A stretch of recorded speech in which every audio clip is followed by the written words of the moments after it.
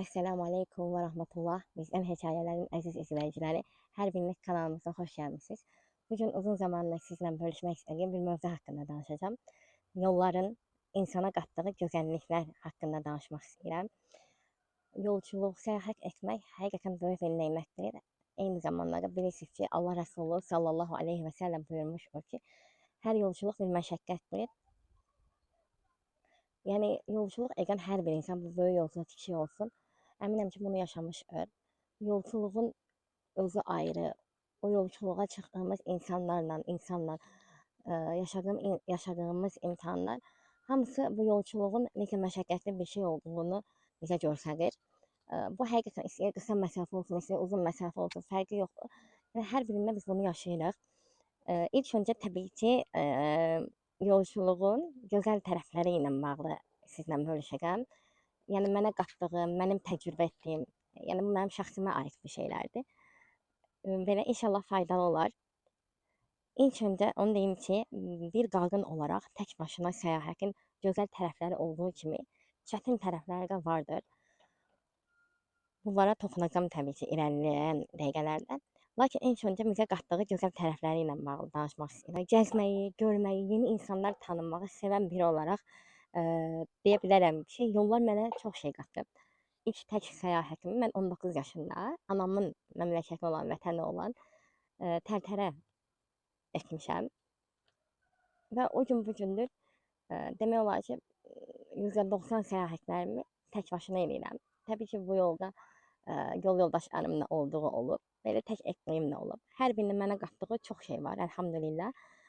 Bizim zamanımızda 19 yaşında tək başına bir qadının, bir qızın səyahət etməsi o qədər də rahat bir şey deyildi. Əlhamdülillah bu baxımdan mənim ailəm məni azca da olsa, belə necə deyim, türklər demək zorlasa da bu mövzuda, lakin hər zaman güvən verən, nə olursa olsun yalan danışmayan bir övlad olduğum üçün belə deyim, dirəşib gedib görmək istədiyim yerləri görmüşəm müəyyən qədərini, həmd olsun.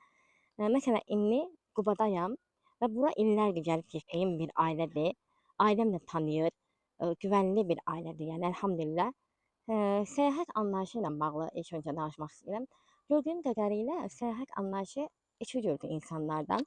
Məsələn, birinci tip insanlar sosial şəbəkələrin də həyatımıza girməsi ilə ancaq getdiyi yerin çox məşhur, turistik yerlərini çəkib paylaşan, amma yaşamayan bir qism var. İkinci isə gedəcəyi yerin ilk öncə tarixini, memarlığını, milli mənəvi, dini dəyərlərini araşdıran, onlara maraq göstərən insanlar vardır. Məsələn, şəxsən mən ikinci tip səyahət etməyi sevən insanam. Məni tanıyanlar, qonaq olduğum ailələr də bunu təsdiqləyə bilər. Qonaq getdiyim dostlarım da şərhlərdə bunu qeyd edə bilər. Məsəl üçün, getdiyim yerdə ilk araşdırdığım məscidlərdir, mənəvi söhbət yerləri varmı? İlk oralara ziyarət edər, daha sonra oranın necə deyim, tanınmış yerlərinə gedərəm. Məsələn, illərdir dediyim kimi Qubaya gəlirəm, lakin məsələn buranın ən turistik, ən məşhur yerlərindən biri Qəçərəşdir. Mən bura heç getməmişəm yəni. Bu dəfə niyyətli, inşallah nəsib olar deyə ümid edirəm. Amma öncəliklərim həmişə fərqli olub da. Bu dəfə niyyətliyəm dediyim kimi, inşallah görəcəm. Yolların mənə qatdığı çox şey var. Bunları bir-bir belə qeydə almışam ki, unutmayım, hər birini paylaşa bilim sizinlə. Deməli, yolların mənə qatdığı ən birinci gözəl şey, özümlə baş-başa qalıram. Qəlbimi, ruhumu dinləmək daha asan olur. Məsələn, özümü yeyib bitirən o düşüncələr olur, belə işin içindən çıxa bilməmək deyilən bir şey var ya. Məsələn, yollarda amma onu fikirləşməyə, onu düşünməyə, təfəkkür eləməyə ki, yəni həqiqətən mənim gözümdə böyüklüyüm qədərmi bu problem, yoxsa mən mi böyüdürəm? Yoxsa elə deyilmi yəni? Əlhamdülillah. Və həqiqətən bu yollarda məsələn avtobusla gələrkən məsələn burada da o qədər şey düşünmək nəsib oldu ki, ya görürəm ki, mən lazımsız böyüdürəm də öz beynimdə bir çox şeyi, bir çox insan kimi o gözümdə böyütdüyüm, işin içindən çıxa bilmədiyim şeyləri ya o qədər də böyük deyilmiş yəni. Mən böyüdürmüşəm. Və həll yolunu tapmaq nəsib olur. Həll yolunu tapmaq nəsib olur, bilmirəm, belə deyim. Məsələn, bir məsəl üçün səyahət eləmək, bir də yolçuluqdur, bir də yazmaqdır. Mən həqiqətən o düşüncələrdən təmizləyən, arındıran deyir ya türklər. Elə belə beynim təmizlənir, daha rahat oluram, daha aktiv oluram. Elhamdülillah. Məsəl üçün təfəkkür etməyim asanlaşır. Dağları, ağacları, çayları, uzun yolları seyr etmək çox gözəldir, elhamdülillah. Məsələn, biz Bakıda qaldığımız üçün ancaq daş divar görürük, yəni. Amma bura gələndə bir ağacı belə görmək, onlar üçün, məsələn, rayonda qalan insanlar üçün bunlar çox bəsit şeylər. Həmişə gördüyü yaşıllıq, meyvə ağaclarıdır və s. Amma biz onu görmədiyimiz üçün bizim üçün olduqca maraqlıdır, belə təmiz havalılıq. İkinci olaraq, məsəl üçün, yoldan tanıdığım insanlar bəzən neymət, bəzən sadəcə təcrübə olur həyatımda. Bu dəfə məsələn, çox gözəl gənc bir xanımla yanıma düşdü, oturduq bir yerdə. 19 yaşı var idi. Belə ara-ara həyatdan, insanlardan, iş həyatında və s. belə danışmaq nəsib oldu. Çox ədəbli, çox belə naif bir qız idi, hamd olsun. Gözəl söhbət etdik ara-ara. Daha sonra məsəl üçün, bu mənim üçün ən önəmli olan variantlardan biridir. Bilirsiniz dostlar, həyat imtahanlarla doludur. Biz insan olaraq daim imtahandayıq. Bura göndərilmə səbəbimiz odur. Və yolların mənə qatdığı ən gözəl şeylərdən biri də odur ki, məsələn, bir insan olaraq tək başına nələr edə bilərəmin bir qarşılığıdır səyahət etmək, tək başına səyahət etmək. Daha nələr edə bilərəm tək başıma. Yəni, sərhədlərimi nə qədər aşa bilərəm, çəkə bilərəm də, yəni. Ona görə, məsələn, bu səyahət mənim sərhədlərimi aşmamda da çox böyük bir vəsilədir deyə bilərəm. Onu görürsən, məsələn, onu görürsən ki, mən nə qədər bacarıqlıyam, nə qədər kimsənin yardımı olmadan, bu anan, atan, yoldaşın, qardaşın və s. ola bilər yəni. Onlar olmadan mən tək başıma bu həyatda qala bilərəmmi? Bu həyatda bir yerdən başqa bir yerə köç eləyə bilərəmmi?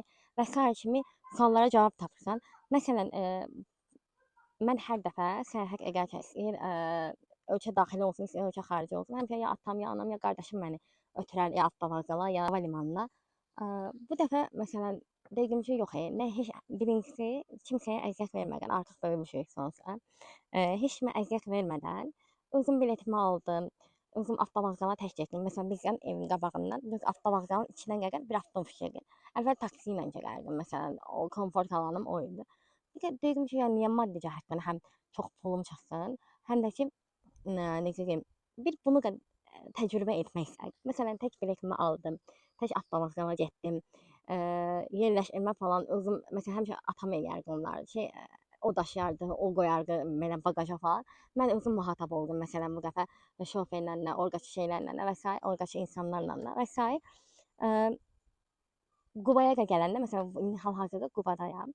Qubaya da gələndə həmişə, məsələn, qaldığım ailədəki insanlar məni qarşılayırdı. Məsələn, bacı, bacının yoldaşı, onlar gəlib məni qarşılayırdı. Bu dəfə dedim ki, ya gərək yoxdur da, həm əziyyət olmasın, həm də bir bunu da deneyim görüm, bunu bacara biləcəmmi, yəni qorxmayacağam falan. Öz-özümə necə deyirlər, o challenge-lar eləyirdim ki, görüm bacara biləcəmmi. Elhamdülillah, məsələn, Qubaya düşdüm. Burada belə taksi sistemi var imiş, ucuz taksidə. Bacı ünvanlarını dedi. Mən elə zəng elədim, taksi gəldi. Və elə ünvanı özüm getdim. Düzdür, çox uzaq məsafədə də deyilik, elhamdülillah. Amma yenə də bir rayon yerində tək bir xanımın bunları belə görünən bir şey deyil. Belə yəni, elhamdülillah evə gəldim, çatdım. Gözəl təcrübə idi, hamd olsun. Daha sonra məsələn 4-cü, yeni hekayələrə şahidlik etmək nəsib olur yolculuqda. Qarşındakı insanın həyat hekayəsi bəzən sənə ümid, bəzən sənə təcrübə olur. Ya məsələn, buradakı qaldığım ailədə də məsələn böyük də var, öz yaş aralığım olan bacı da var. Yəni hər biri ilə belə danışanda mənim təcrübə etmədiyim, amma onların təcrübə etdiyi şeylərdən çox dərs çıxardıram. Çox dinləməyi sevirəm, yəni bu baxımdan böyükləri özəlliklə. Burada da elə oldu.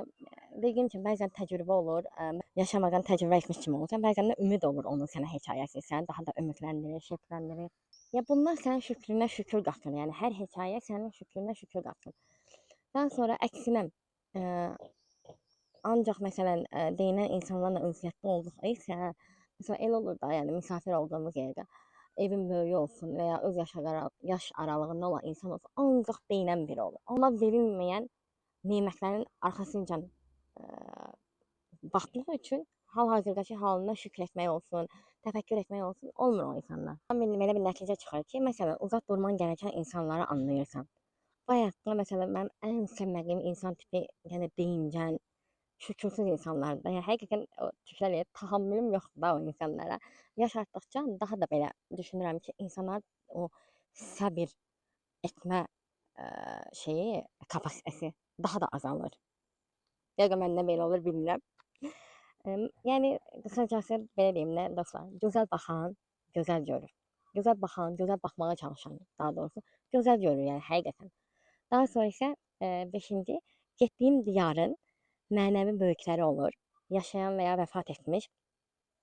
Onlara gedib ziyarət etmək insana o qədər gözəl şeylər qatır ki, maddi, mənəvi. Yəni bunu kəlmələrlə ifadə edə biləcək bir vəziyyətdə deyiləm.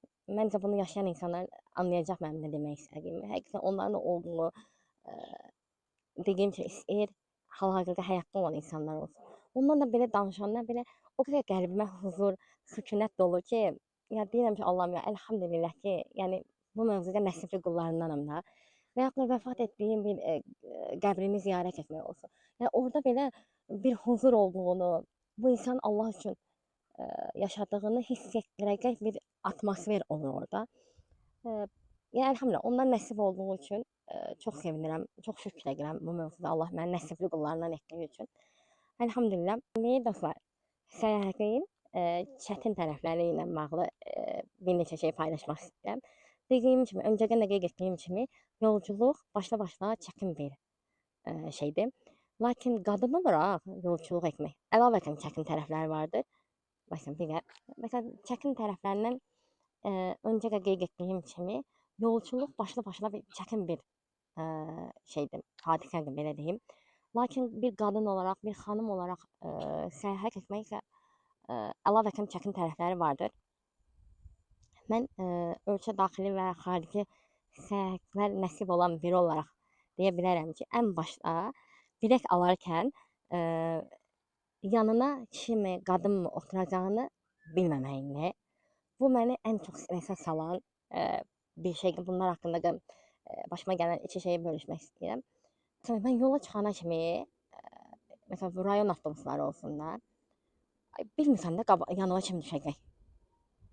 Bu baxımdan elhamdülillah bizim vətənimizin insanları, millətimizin insanları belə deyim, anlayışlıdır, hicablı olduğumuz üçün, həm də xanım olduğumuz üçün ekstradan bir həssasiyyəti olur. Başa düşür. Məsələn, mən deyirəm ki, yanımda xanım otursa yaxşı olar da, yəni mən rahat olaram.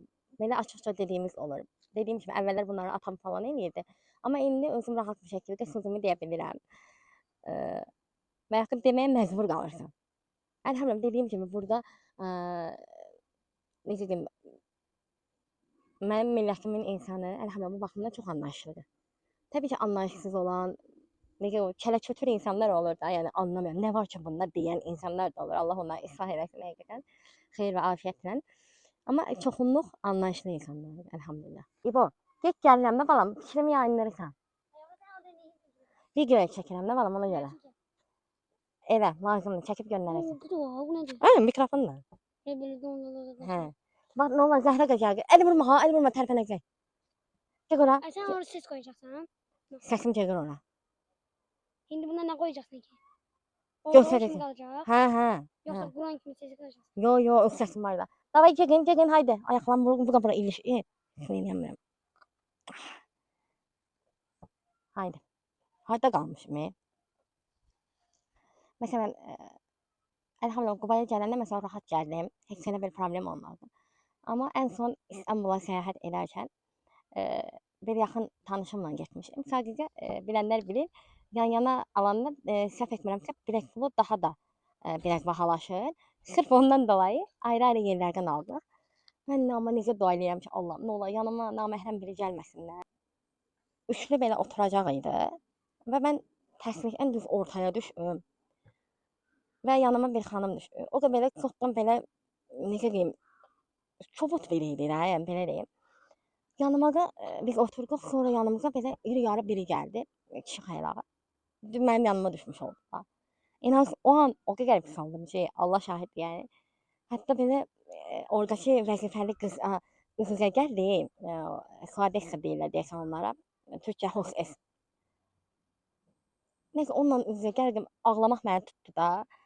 Ki, yəni mən necə səyahət eləyəcəm də. 3 saatlıq yol, 3 saata yaxın yoldur yəni. yuxun gəlir, yatırsan belə və yəni bədənin fiziki olaraq rahat olmaq, rahat oturmaq, rahat şey eləmək istəyirsən, yolçuluq eləmək istəyirsən. Nəysə, amma var ya, ağlayaraq o qədər dua elədim ki, Allahımla, nə ola ya Rəbbim, bunu al yanıma, ya da mən buradan şey eləyim də. Hostessə də dedim ki, başqa bir yer, deyəsən soruşmuşum ki, başqa bir yer varmı deyə. Hə, soruşmuşum. O başa düşdü ki, mən hicablı olaraq, bir xanım olaraq narahat oluram da yanımda naməhrəm birinin olmasından.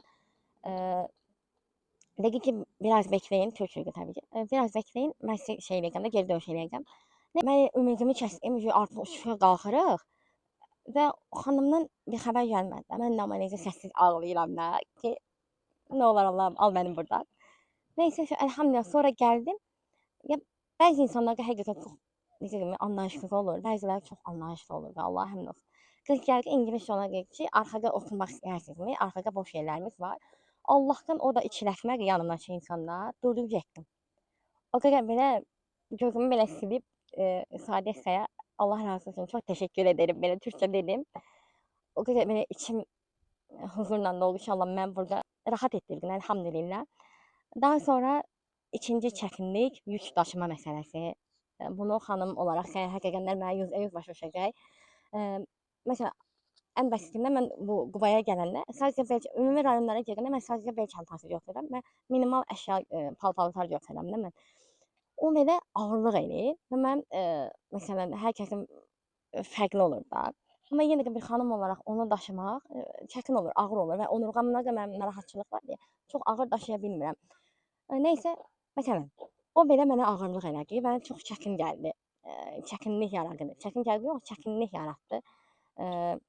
O avtovağzala gedənə əlimdə daşımaq olsun və ya çiynimdə daşımaq olsun. Məsələn, bu yük daşıma məsələsi insan həqiqətən yorur bir qadın olaraq. Kişilərim o fiziki fitrət olaraq elə yaradılıb ki, onlar üçün yəni bu ağır olsa da, amma onların fitrəti bunu qaldırır. Amma biz qadınlar olaraq o deyil də. Hətta bununla bağlı belə bir şey deyim. Bir dostum, ona buradan salam olsun, izləyəcəksə əgər, biləcək kimi deyirəm. O Türkiyədə oxuyurdu və gəlirdi onu qarşılayacaq atası, anası, valideynləri rayonlarda. Mən özüm təklif elədim ki, əgər istəyirsənsə mən qardaşımın maşını ilə gələrik, sənə kömək eləyərik, səni yola salarıq evinə. Nəysə getdi, amma var ya çamadanını gördüm, nə boyda da yəni. Özü boyda çamadan, üstündə bir neçə dənə çanta. Onu görəndə mən şokdam. Mən ondan əvvəl də məsələn qardaşıma demişdim ki, sən gözlə, biz özümüz gətirərik. Narahat olma, həm də bacı da narahat olmasın deyə. Sonuçta mənim qardaşım ona məhrəm deyil idi. Rahat olsun deyə.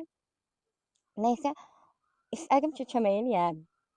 Çamadan ağır, üstündəki sumkalar ayrı ağır, həqiqətən də. Nəysə, Allahdan qardaşım uzaqdan bizi görüb, tez gəldi yanımıza. Heç mən ona ərzaq eləmədim ki, gəl bizə kömək elə də. Neyse elhamdülillah gəldi. İndi qardaşım daşıyır. O qədər yüngülləşdik ki biz o anlar. Dedim elhamdülillah. Döndüm yanımdakı dostuma dedim ki, ya, elhamdülillah. Ama burada mütləq yanında bir kişi xeylağı olmalıdır da. Bu istəyir atan olsun, istəyir qardaşın olsun, istəyir yoldaşın olsun. Fərqi yox. Yəni məhrəm birinin olması çox böyük bir nemətdir. Yəni səyahətlərdə. Olmayanda da bu çətinliyi yaşamış oluruq. Daha sonra üçüncü çətin tərəfi nədir? Mənim təcrübə etdiyim. Bəzən zərurət daxili olsa da çox qarşı cinslə, yəni sənə məhrəm olmayan insanlarla ünsiyyətdə olmaq bir xanım olaraq, xüsusən də bir təsəttürlü biri olaraq səni narahat eləyir. Bir də bu yöndən çətinliyi var.